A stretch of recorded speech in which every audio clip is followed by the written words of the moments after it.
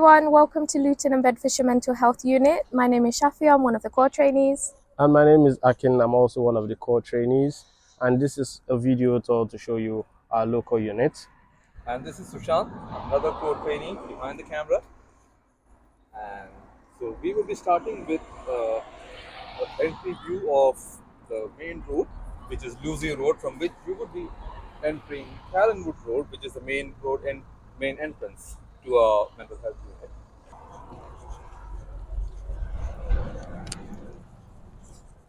So you just keep going down the road as we are doing.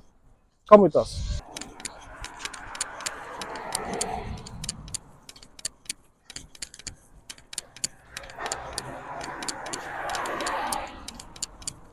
If you are approaching with a vehicle like a car or a taxi, I promise you this is much quicker. To the right is the main Luton Dunstable Hospital, which is a place that you would be frequenting for CAMS calls during your on calls. So just say hi, it's still a building under construction, but you could be visiting them quite often there. And to the left, we're approaching Callanwood Court, and this is where most of our wards are based, and we are also based during on-calls. So we're just going to enter now.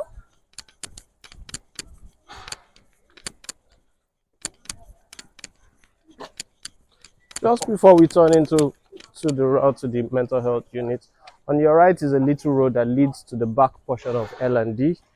It is currently barricaded because there's work going on, but you can take that as a quick shortcut when you are going to the emergency to do CAMS assessments, for example.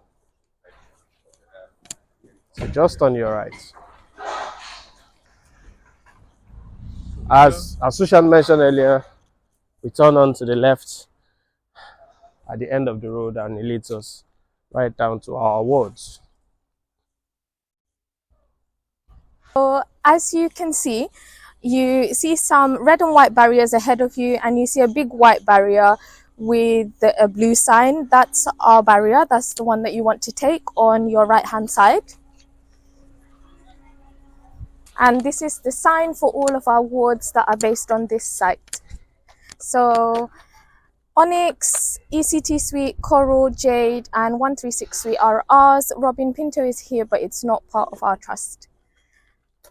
And if we just come up to the barrier, so when you guys start, your fobs may not be activated for the barrier.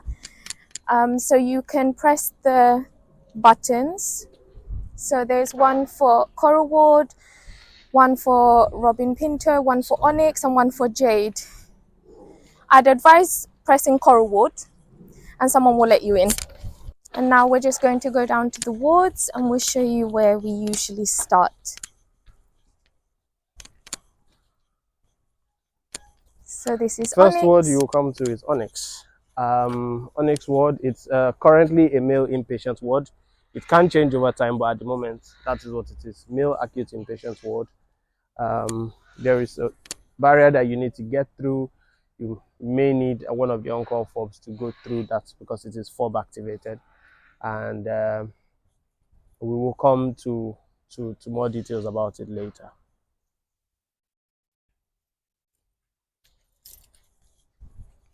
So this is the ECT suite, and we have clinics running every Monday morning and Thursday morning.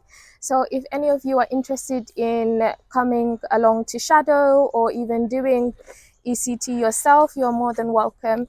You just get in contact with our reps, then they can get you in contact with the ECT team. Come and have a look even if you don't try. We're approaching Coral Ward, which is basically our home during on-calls.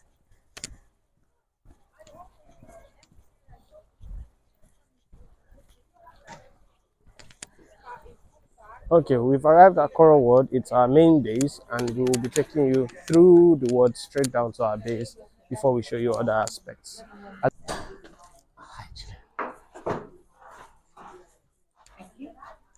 So all of our wards are airlocked, which means that if you don't close the first door, the second one won't open. And they're all fob activated as well. Just like this.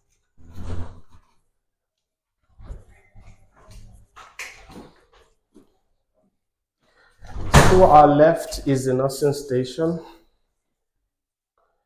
When you come in, the left is the staff base or nursing station. The doors straight ahead lead to the patient area, and there's a little visitors room that you can use for discussion.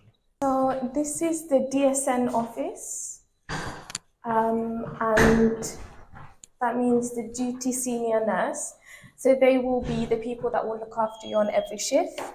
This is the staff room. If you need water, that's the place to go. This is the staff toilets, multi-face room. This is our clinic room. It's locked for understandable reasons. Yeah. Going straight down. You're right, it's a Coral Ward doctor's office. And this is our doctor's office. Okay. So this is our on-call room. And yeah, so we have laptops in here, we have a sofa, we have computers, we have a mini fridge as well if you need to keep your food overnight or during any of your shifts. And this is where all our equipment is kept. So blood bottles, books, ECG stuff, gloves, tourniquet. We also have an on-call bag which we try and keep refilled. So if you need to go to any of the other wards, you can take that with you as well, just in case they don't have equipment. And if you see that the equipment is running low, please let the reps know in advance so the equipment can be restocked. And this handbook has all the numbers that you may need for this ward and other wards as well. We also have tried to update our on-call phone to have all the essential numbers in there as well. These are just offices. Okay. So you go straight back out, and then we'll go to the other wards in this unit.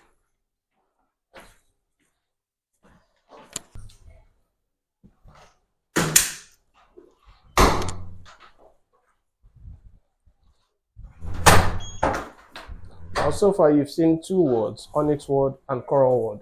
So right after you come out of Coral, you head down to Jade Ward.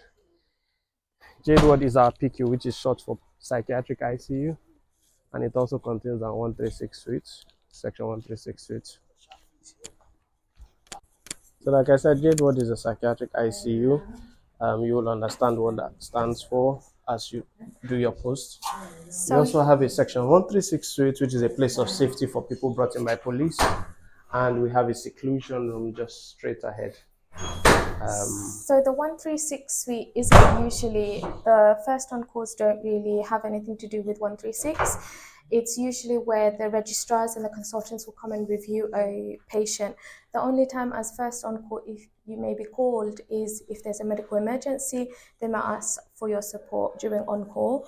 But the seclusion you do need to know about because we have to do regular seclusion reviews. So that's every 4 hours for the first 24 hours or until a consultant review. And then it switches to every 8 hours. So please be mindful of your documentation. When you do come and review seclusion, write down the next review time and also make sure that you hand it over properly as well.